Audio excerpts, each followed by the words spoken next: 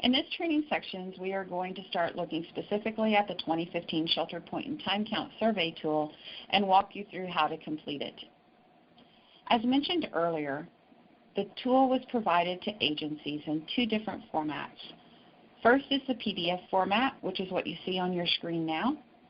The PDF version can be printed out and completed and returned to us either by scanning and emailing to sandy.wilson@icalliances.org, or you may fax it to 573-298-6241, or you can drop it in the mail to ICA Missouri HMIS Project at 2411 Hyde Park Road, Suite B as in boy, Jefferson City, Missouri, 65109.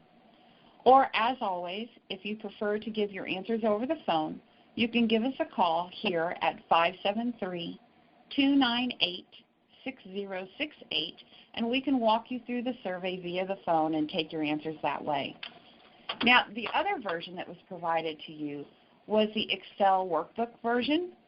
For the purposes of this training segment, we're actually going to be walking through this version, which is what you see on your screen now. I want to point out that on your Excel version, you will see all these tabs across the bottom. It is important that you understand that you need to complete each of these tabs all the way across the bottom to complete the survey. The very last tab is your definition tab. We refer to this definition sheet several times throughout the survey, and I want to encourage you to use this as a resource as you are completing your survey to ensure that you are giving accurate answers. In your PDF version, the definition sheet is the last sheet. For this training segment, we're actually going to look at this first tab, or the first 2 pages of your PDF version, for general information. Starting with questions 1 and 2, we're looking for your organization name and your project name. Please note that we're aware that this may be one and the same for some of our agencies, but for other agencies, this is going to be different, and we need to know what your organization name is versus the project name. For instance, here, our organizational name is Institute for Community Alliances, but our specific project name is the Missouri HMIS Project. In question number 3, we need your organizational address. We need the physical address here, unless you are a domestic violence agency. If you're a domestic violence agency, you may give us the mailing address. Now, for your physical address, and most often with emergency shelters, this is going to be where are you housing individuals. However, if you are providing hotel-motel vouchers or providing any kind of other off-site housing arrangements, whether that would be in some type of a scattered site arrangement, we're looking for the physical address of your administrative offices, so please put that there. Question number 4 is our primary contact information. We need to know who it is that we would be contacting who could answer questions about this survey. As we review the survey and there are some clarifying questions that may arise, we need to know who to address those to. So make sure the person you put here is the person who would have those answers. Question number 5 is the executive director. We need the same contact information for your executive director. If our primary contact person cannot be reached, we will reach out to the executive director.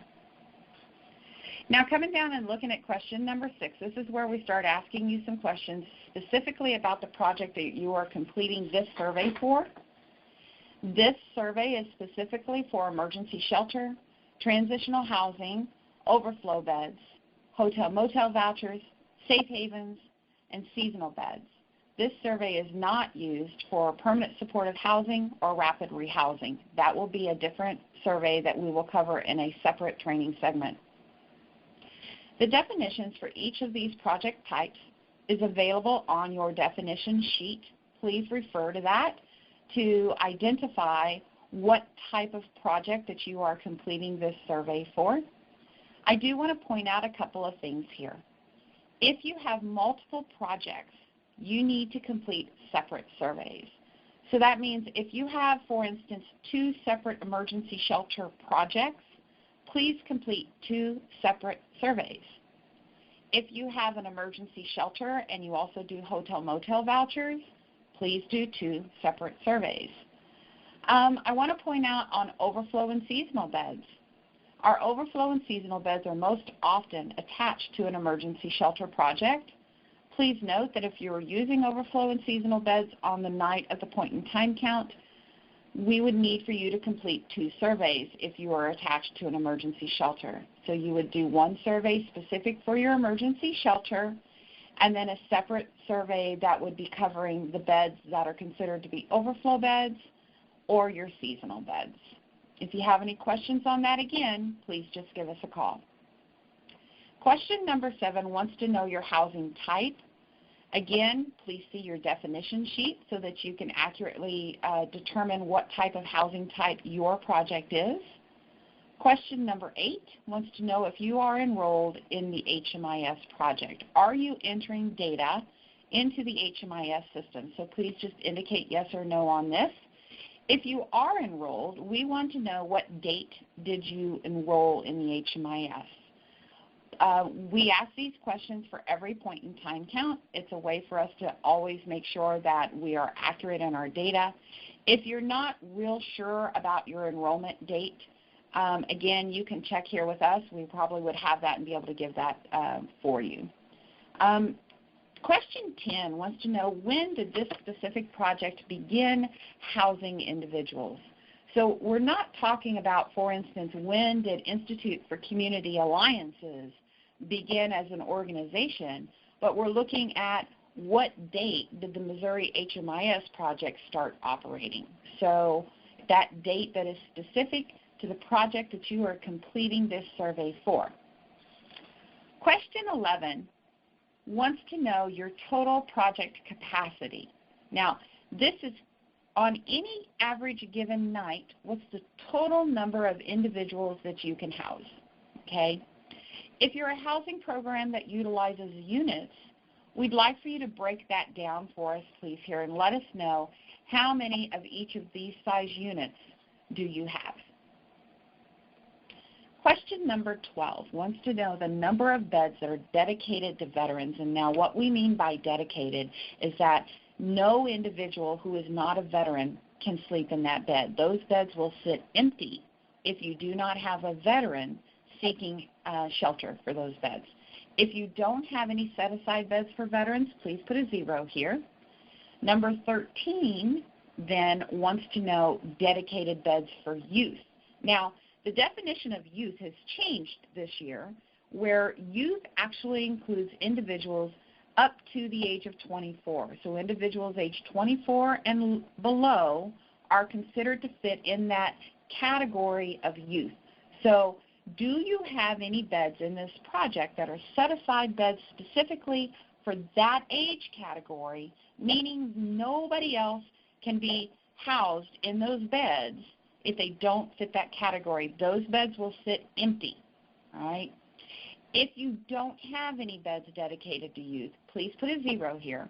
But if you do have beds dedicated to youth, in question 13A, we need for you to provide us the breakdown of exactly who those beds are set aside for in the subcategory of the youth. So is it for children under age 18 only? Or are you serving persons that are falling in that 18 to 24 range with those beds? Or are you taking all youth up to the age of 24? And again, if you indicated 0 in question 13, question 13A just mark down not applicable.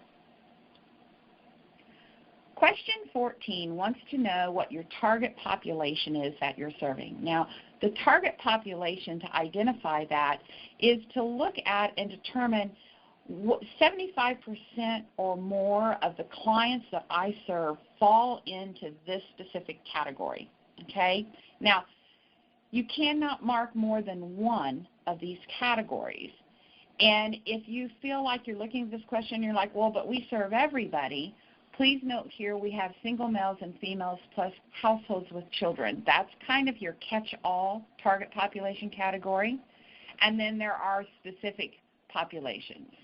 If you have any questions, go ahead and give us a call. Once you get past that, we want to know, secondary to that, are you a project that specifically serves only survivors of domestic violence and sexual assault, or perhaps a project who only serves individuals with HIV and AIDS? Or if you don't do either one of those, go ahead and mark not applicable for us. Question number 16 wants to know if you are a McKinney-Vento funded project. Now again, we refer you back to the definition sheet, but a McKinney-Vento funded programs include your emergency solution grants and your continuum of care grants, which encompasses those supportive housing programs, or what we used to call the SHPs, and what we used to call our shelter plus care programs. Those are our permanent housing programs, which wouldn't be completing this survey, but do fall underneath McKinney-Vento funded. Question number 17, the last question on this general information section, wants to know specifically, on the point in time count night of January 28, 2015, did you house anyone? If the answer is no, you're done. You do not need to complete the rest of the survey because that gets into details about the individuals you were housing on that night. We do need you to complete this general information tab or first 2 pages of the survey and return it to us, but you don't have to go on and fill out the rest of it. If your answer is yes, then we need to go ahead and fill out the remaining tabs across our Excel worksheet, looking specifically at the individuals that we housed that night, or the rest of the pages in our PDF version. We're now going to go ahead and in our next training section, we're going to look at the breakdown of our households and talk about how we begin to enter that data into our survey.